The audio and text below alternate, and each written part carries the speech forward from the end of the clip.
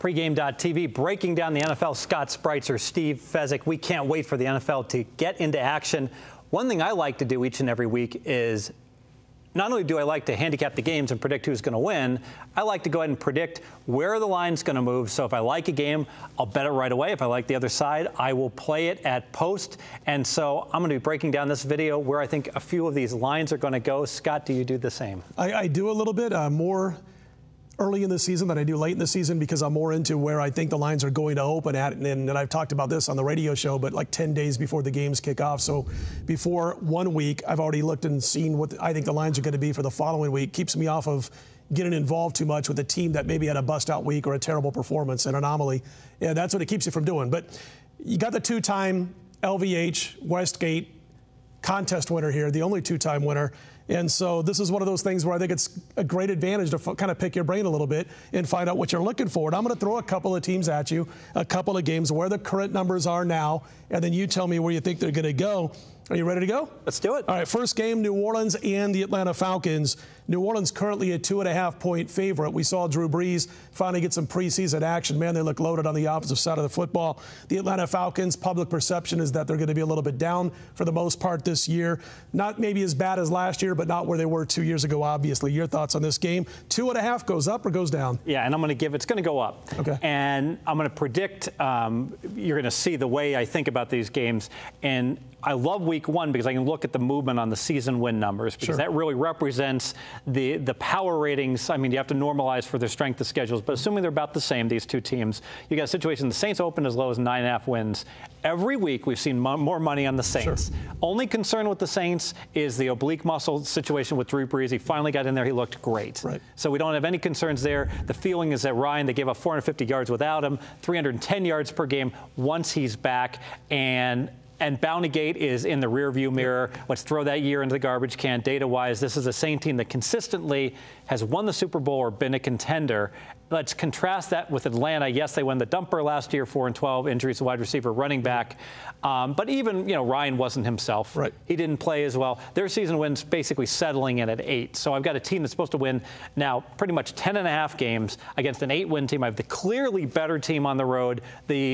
I really feel strongly the betting marketplace has already embraced this team, but will continue, and it'll just keep going up. It was pick, it was 1, it was 2, now it's 2 to 2.5. It will go to 3, and that's where we'll settle in. You'll never see a 3.5. There'll be a fight, a cat fight to get to Atlanta plus 3.5, but 3 is going to be the number. I want to get to another one in just a moment, but one of the games on the schedule in week 1, and it's something I wanted to ask you about, is what adjustment, if at all, do you make on the St. Louis Rams as far as the line is concerned, with the absence of Bradford now for the entire season after he tore his ACL again in preseason football in week 3, and now you got Shaun Hill who comes into the mix, who actually wasn't that bad when he filled in for Matthew Stafford in 2010. He had a pretty good season, I think 16-11 touchdown to INT ratio, about 2,700 yards passing. I don't know that it's a big drop-off, and I was going to ask you, what do you do with the St. Louis Rams? They were taken down, obviously, as soon as Bradford got hurt. We found out how serious it was. But you're looking at a team that's probably going to be laying 3.5 to 4 points against Minnesota by the time the game kicks off. Do you adjust them at all? Or what, is Bradford worth anything over Shaun Hill? Yeah, long term, I think Bradford is worth half a point versus Hill. If anything, you might get a max effort from the Rams, so maybe we shouldn't adjust at all. Game open 4.5. Money on the Rams, line went up to 6, all right? And at that point's when Bradford goes down. And so they pull it down. Now they're going to put it back up at 4. At that point, I actually think that this is going to close at 4. And it's not so, and people are going to say, oh, the marketplace views Bradford being worth 2 points, but it's not really true. The market is viewing that the Viking resurgence and Zimmer is worth the 1.5. I think that's where this line move is coming. The Viking season win was as low as 6. Now it's at 6.5. People are like, oh my gosh, they got weapons and they got a coach now.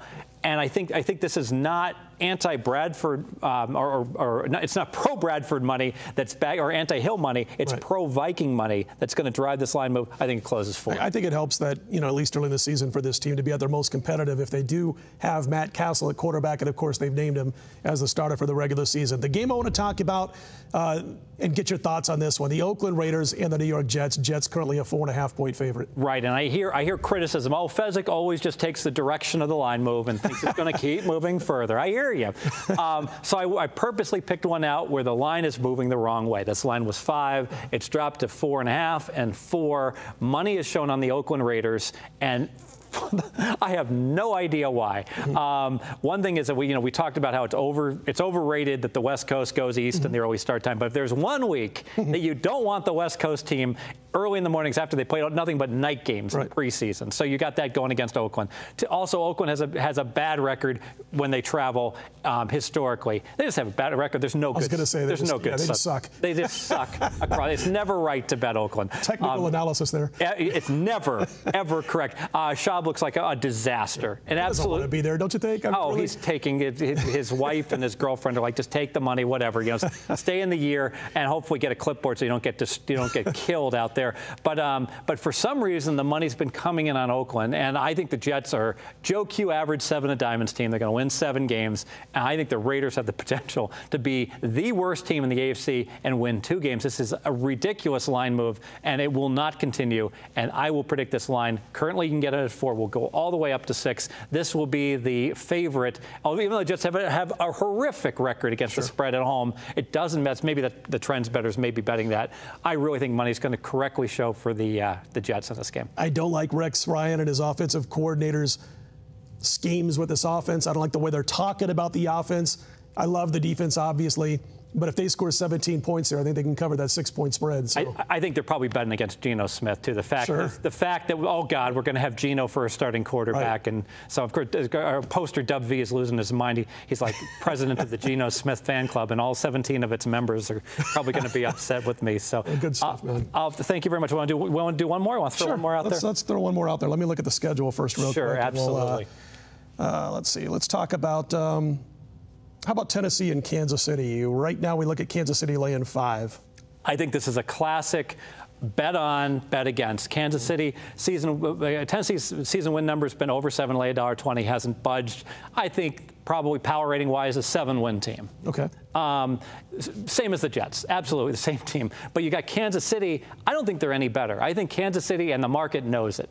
They're all banged up on the O-line. They've had injuries now. That line was 8.5, and then it's 8. It's gone to 7.5. This line opened up at 6, and everyone realized I got the fraudulent playoff team against the hungry, up-and-coming team. Sure. I think the money just keeps. I think it's currently at 5. It keeps pouring in on the dog, and it closes 3.5. I like it. I like your analysis on Kansas City. It's a team that last year we both had as it was my top over-under play over the win total last year. I know it was one of your top plays. This year, just the opposite. It's one of my biggest under-win total plays on the Kansas City Chiefs.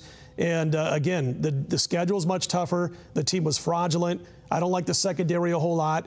And as far as the offense is concerned, you mentioned that offensive line. They go out and they pick number 1, their number 1 pick last year, of course, an offensive lineman. They're moving him back from guard to his natural position of tackle. He's not getting it right now at the NFL level, and I think that's a big concern for this squad. So I agree with the line move. I also agree with the fact that I think Kansas City is probably a 7-win team this year.